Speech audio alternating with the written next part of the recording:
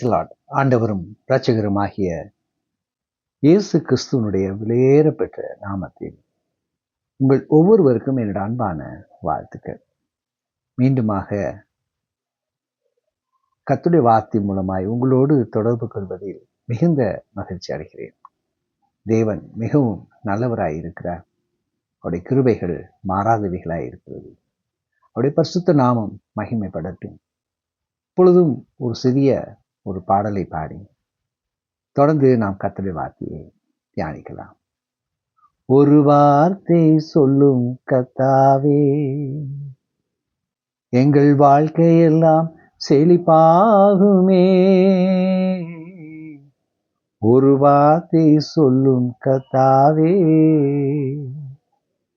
உம் வார்த்தையிலே சுகம், உம் வார்த்தையிலே மதுரம், உம் வார்த்தையிலே எல்லாம் சந்தோஷம். உம் வார்த்தையிலே சுகம், உம் வார்த்தையிலே மதுரம், உம் வார்த்தையிலே எல்லாம் சந்தோஷம்.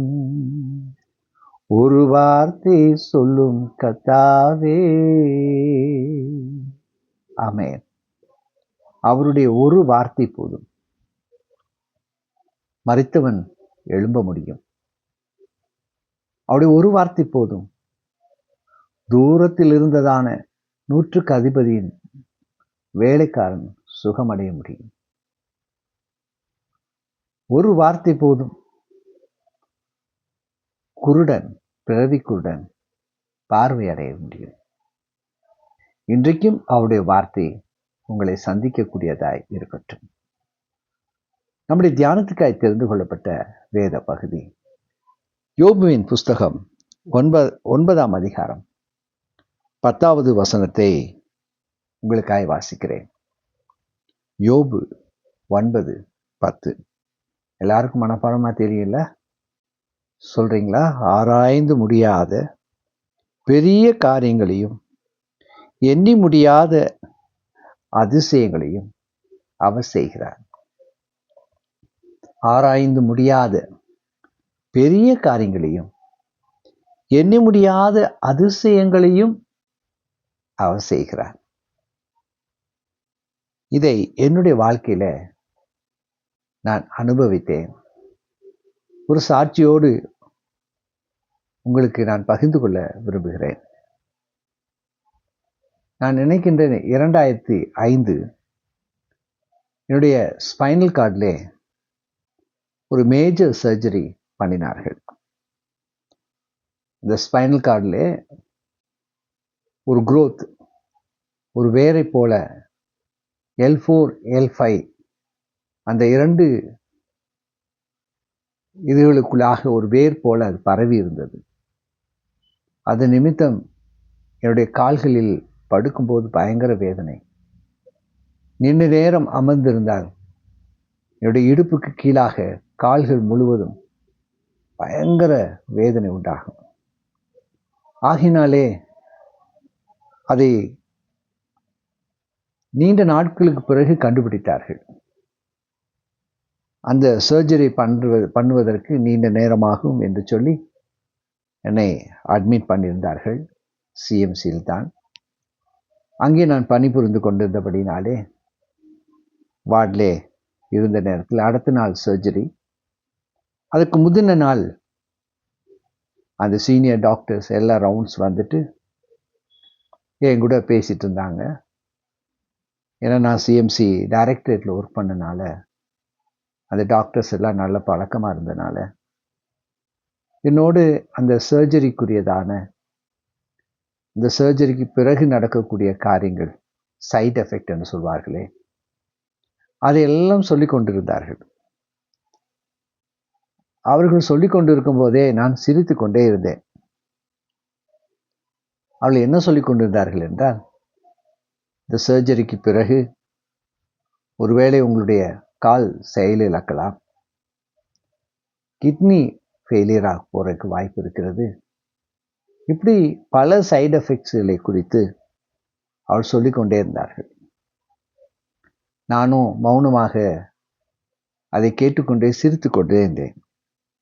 அப்பொழுது அந்த டாக்டருக்கு கோபம் வந்தது. என்னை பார்த்து கேட்டார்கள் கோபமாய், "Why are laughing? We are telling you seriously" அப்படின்னு என்னை பார்த்து சொன்னாங்க.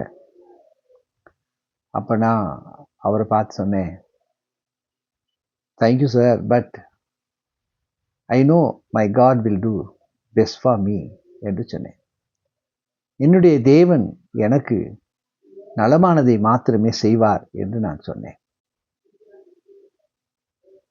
அவர் உடனே சொன்னார், "That is your faith.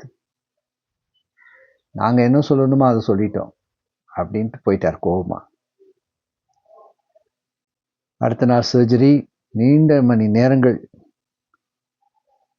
அது சர்ஜரிக்கு போகும்போது என்னுடைய வாய்களிலே இந்த வார்த்தையை சொல்லிக் கொண்டிருந்தேன், கர்த்தர் என் மேய்ப்பராய் இருக்கிறார், நான் தாழ்ச்சியடையேன் என்று சொல்லி கடந்து போனேன். ஆனால் எப்பொழுது சர்ஜரி முடிந்தது அதெல்லாம் எனக்கு தெரியாது. திடீரென்று யாரோ என்னை கன்னத்தில் அறைவது போல இருந்தது. முழித்து பார்த்தேன். இரவு 9 மணி.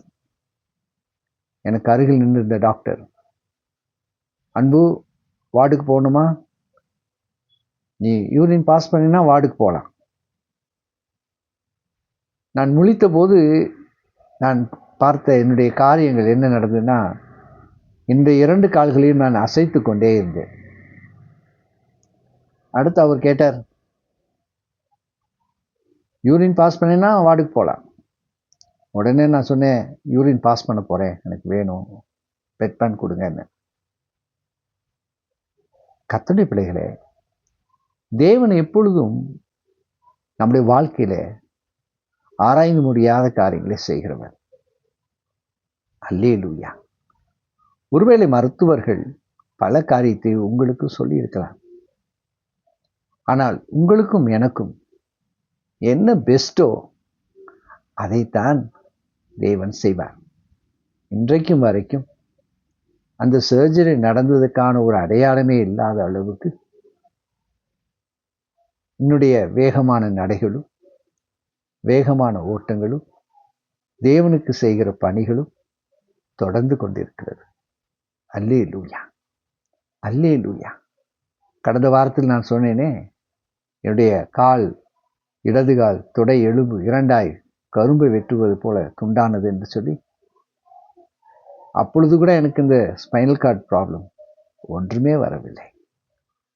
கர்த்தர் எத்தனை நல்லவர். யோபு இதை அனுபவித்து எழுதியிருக்கிறார். ஆராய்ந்து முடியாத பெரிய காரியங்களையும் எண்ணி முடியாத அதிசயங்களையும் அவர் செய்கிறார். அல்லேலூயா. இந்த வார்த்தையை கேட்டுக்கொண்டிருக்கிற அன்பு சகோதரனே, சகோதரியே, நிச்சயம் உங்களுடைய வாழ்க்கையிலும் தேவன் இந்த வார்த்தையின்படியே அதிசயங்களை காண பண்ணுவார். ஒன்றுதான் நமக்கு தேவை, தேவனை முழுமையாய் விசுவாசிப்பது, தேவன் பேரிலே முற்றிலுமாக நம்பிக்கை வைப்பது.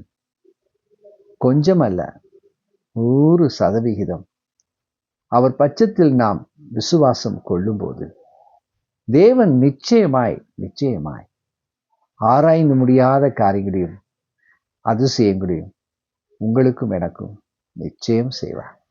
செபிக்கலாமா? எங்களை நேசிக்கிற மகா பரிசுத்தம் கிருபையும் இரக்கமுள்ள நல்ல ஆண்டவரே, இப்பொழுது இந்த வார்த்தையை கேட்ட ஒவ்வொரு பிள்ளைகளையும் கர்த்தர் நீர் சந்திப்பீராக. அவளோடு கர்த்தர் இடைப்படுவீராக.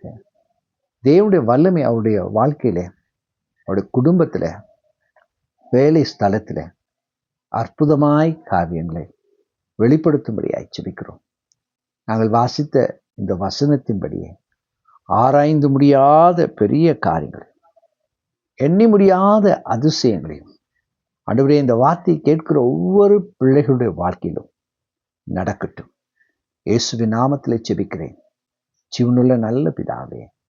ஆமேன், ஆமேன். Thank you so much. என்னுடைய இந்த யூடியூப்ல அநேக செய்திகள் இருக்கிறது, அதை பாருங்கள், ஆசீர்வாதம் பெறுங்கள். கர்த்தர் உங்களை ஆசீர்வதிப்பாராக. God bless you.